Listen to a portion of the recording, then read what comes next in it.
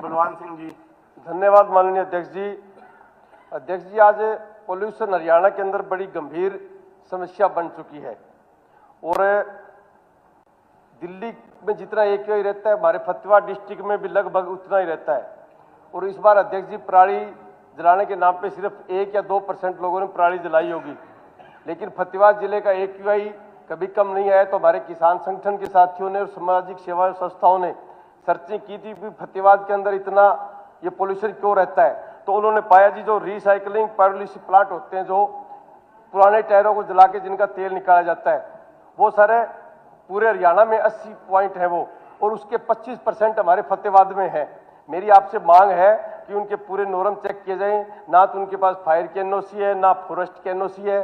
सिर्फ 3-4 लोगों ने मोनोपोली करके वो 25% फतेहाबाद डिस्ट्रिक्ट के अंदर उन्होंने स्थापित कर रखे हैं। वो रात के 10 बजे चलाते हैं, सुबह 4 बजे तक चलते हैं। सुबह सुबह धुआं नीचे नीचे होता है, लोग सोचते हैं मॉर्निंग वॉक करेंगे, स्वास्थ्य ठीक रहेगा, लेकिन लोगों का वह स्वास्थ्य खराब कर रहा है। मेरे आपके माध्यम से सरकार से मांग है, ये 80 के 80 पॉइंटों को दोबारा इनकी चेकिंग की जाए और इनको नया किसी को लाइसेंस दिया ना जाए, और हो सके तो धीरे धीरे इनको बंद करने का काम करें। ये बड़ा जहरीला धुआं है।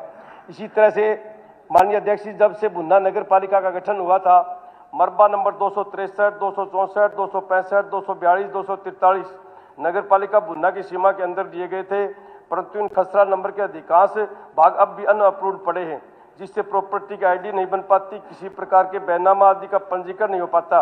अधिकांश एरियो में पिछले 50 साल से अवैध है।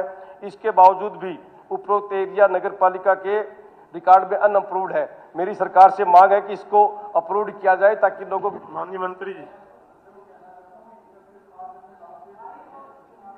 प्राइज करिए, ये जल्दी से जल्दी भिजवा दें, उसमें सिंपैथेटिकली विचार करेंगे। कोई रिलैक्सेशन देना होगा वो रिलैक्सेशन भी देंगे और उसे मंजूर करने का मेरे पास है चेयरमैन बुन्ना नगर पालिका लेटर, में आपको भिजवाता हूं अभी। ठीक है जी। और इसी तरह से स्पीकर साहब, लोग कई बार गली मोहल्लों में बैठे बात करते हैं कि सरकार किसी को नहीं बख्शेगी। मैं सोचता हूँ ये वैसे ही कर रहे हैं, लेकिन जब दिव्यांगों को आपने 60 साल से 58 साल उम्र उनकी की, तो मुझे भी जचकी कि सरकार किसी को बख्शने वाली नहीं है। जो सरकार ने नोटिफिकेशन जारी किया था दिव्यांगों के लिए 3/2/2026 को, उस गजट नोटिफिकेशन को निरस्त करके उनकी समय सीमा 60 वर्ष की जाए, ताकि वो भी अपना जीवन यापन ठीक तरह से कर सकें। इसी तरह से अध्यक्ष जी, 2022-23 में मुआवजे के लिए हिसार के अंदर आंदोलन चला था। काफी किसान संगठनों ने लंबा आंदोलन चलाया। उसके बाद में सरकार से बातचीत करी और उनको मुआवजा मिला, आंदोलन समाप्त हुआ। लेकिन सरकार ने दुर्भावना से ग्रसित होकर 46 लोगों पे मुकदमे दर्ज कर दिए थे। वो 3 साल से कोर्टों की दर दर की ठोकरें खा रहे हैं। मेरी आपके माध्यम से मांग है, FIR number 482 PS civil Hisar 16 आदमी, FIR 667 PS सिटी हिसार 10 आदमी, FIR 900 PS HSR सदर 11 आदमी, FIR 607 PS आजाद नगर 9 आदमी। इन 46 लोगों से सरकार अपने मुकदमे वापस ले, ताकि, क्योंकि जब बातचीत हुई थी तो उनको आश्वासन दिया गया है तुम्हारे खिलाफ किसी तरह का कोई कार्रवाई नहीं की जाएगी।